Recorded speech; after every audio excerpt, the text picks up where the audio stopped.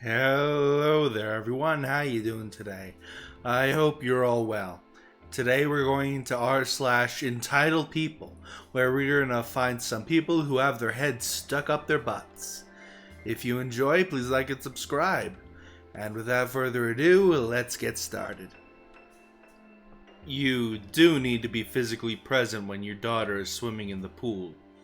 A very, very good friend of mine recently got on a plane with her 3 boys, 8, 9, and 10, by herself to visit with Grandma for a month over summer vacation.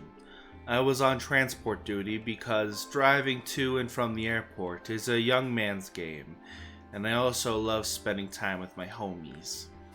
There was an accidentally on purpose scheduling issue.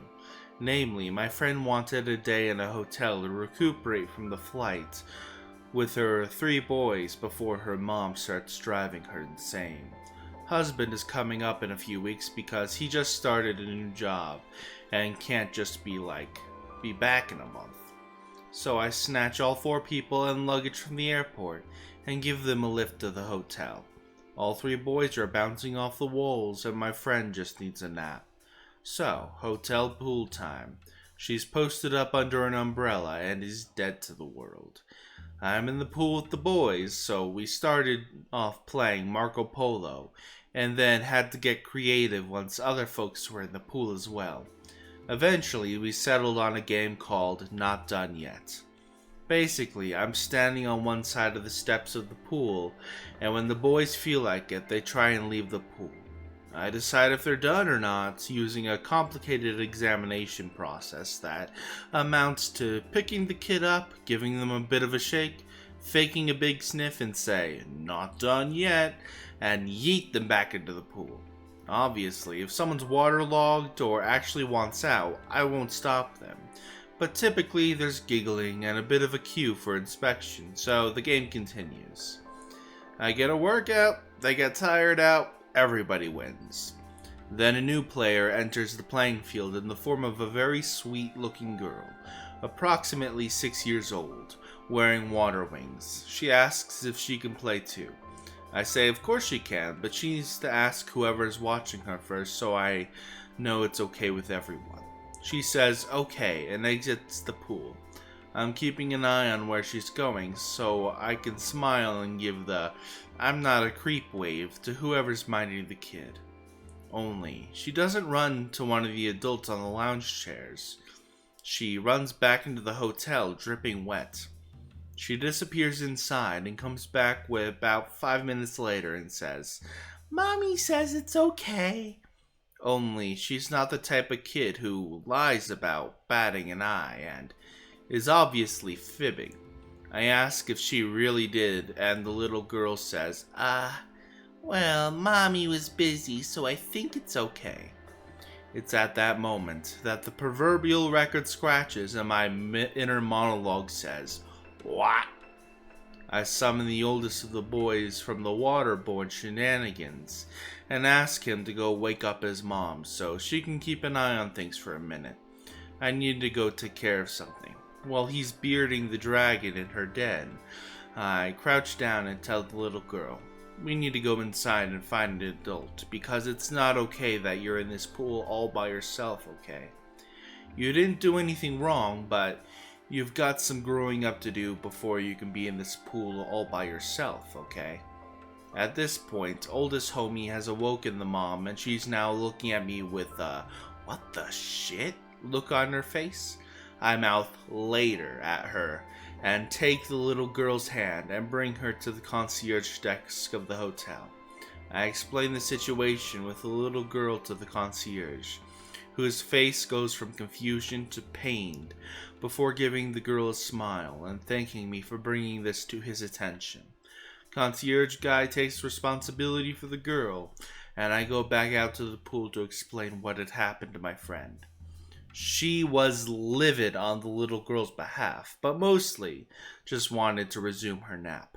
Conveniently, at that time, the middle homie had gotten out of the pool and was making faces at us while we were talking.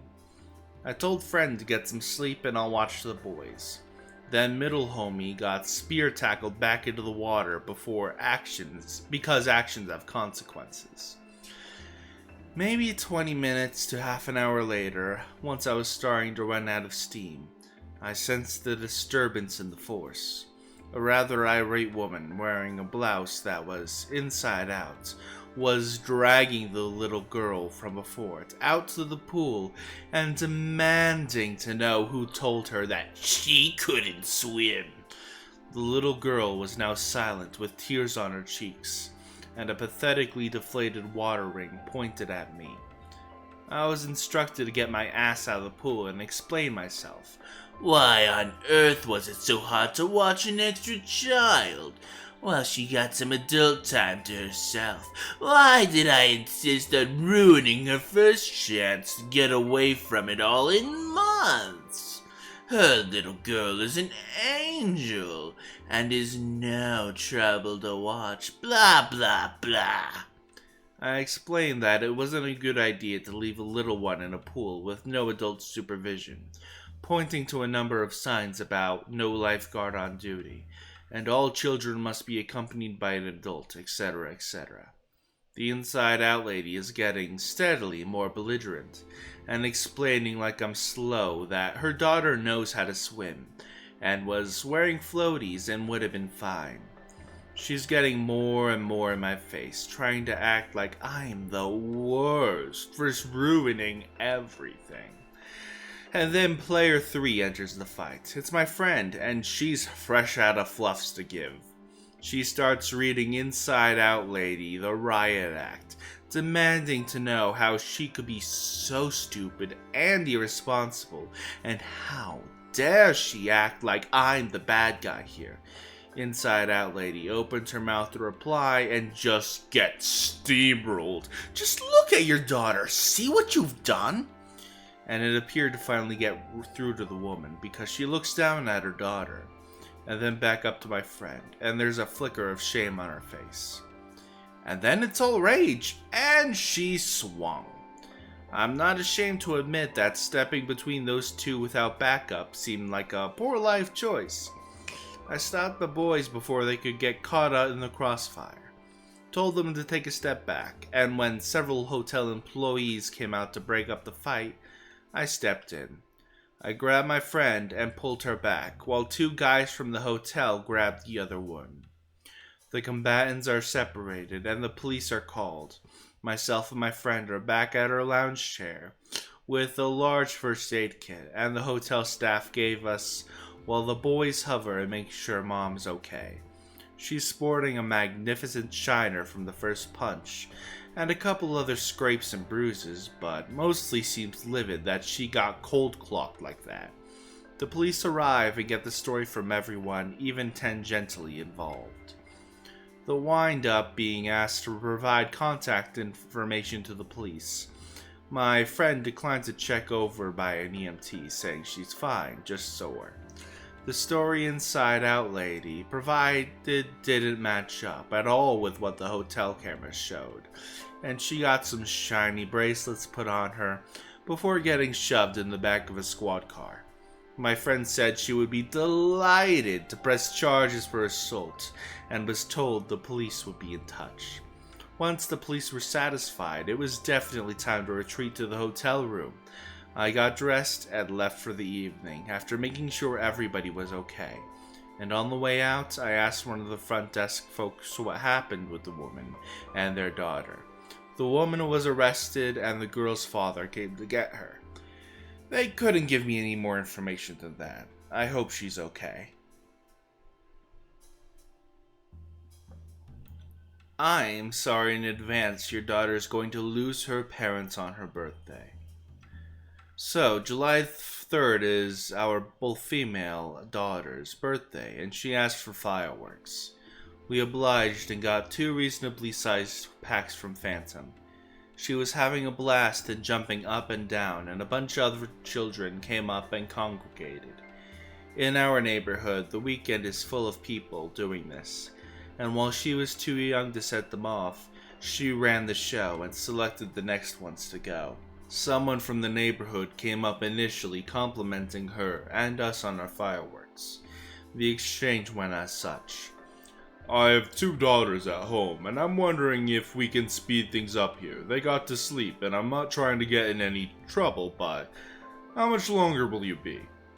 I said, definitely not all night, don't worry. Probably finished by 9:45, 10 at the latest. Shows how much time we have left. Well, I need you to be done in 10 minutes, he says. And I respond with, I'm so sorry, sir. I completely understand your situation. We'll definitely try and expedite the show.